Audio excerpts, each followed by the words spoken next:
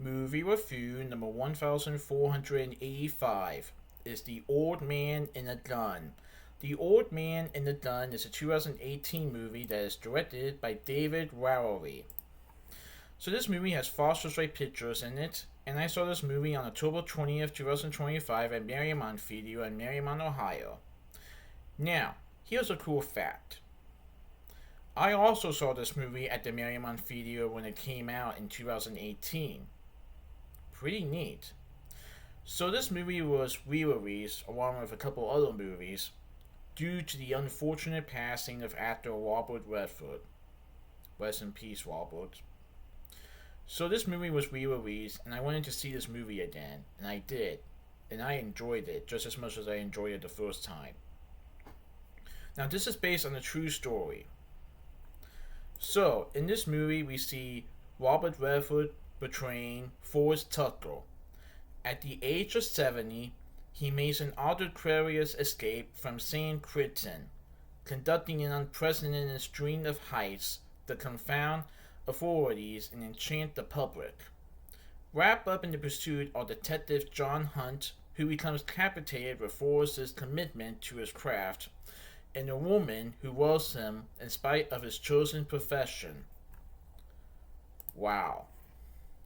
So this is another movie where we see somebody doing bad things like robbing banks.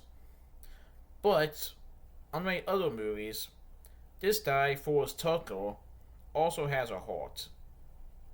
He is kind, he is polite, non-threatening, and he is 70 in this film. Well, along the way, we see Forrest Tucker meeting Jewel, and they actually begin a relationship with each other. Now, Jewel doesn't exactly know the whole status of Forrest's bank heist, but she still is interested in him, but she does sense that something may be off a little bit.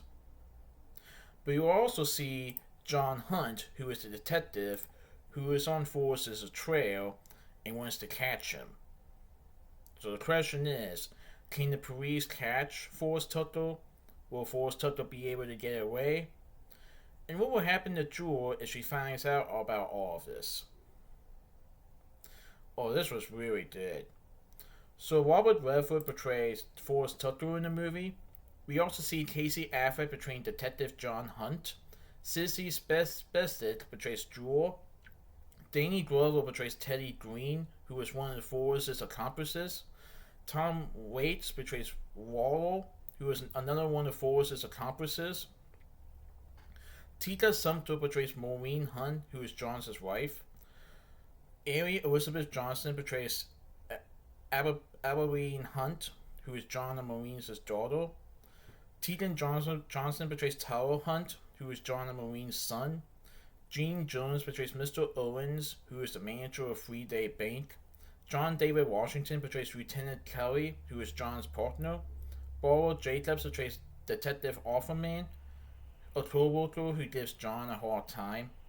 Elizabeth Moss portrays Dorothy, who is Forrest's daughter. Keith Carradine portrays Captain Carter, who is John's supervisor.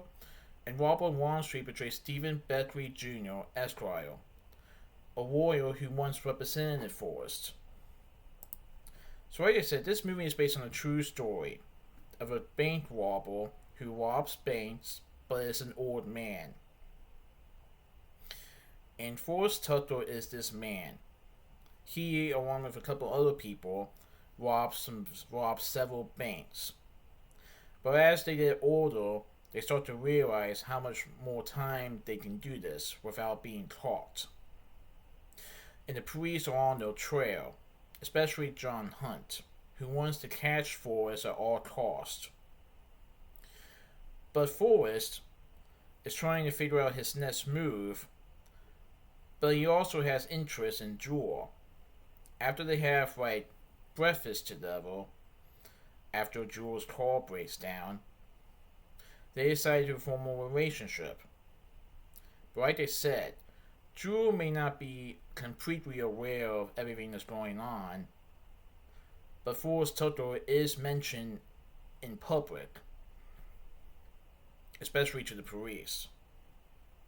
It's interesting how the movie is called The Old Man and the Gun, because Forrest Tuttle is an old man and he does have a gun. But like I said, he is non-threatening, non-violent, kind, polite, and he doesn't want to hood people. He wants to rob banks and get money, but he doesn't actually want to hood people. But yeah, this was a really good movie. Now, here's a cool fact. This was Robert Redford's final filmed war.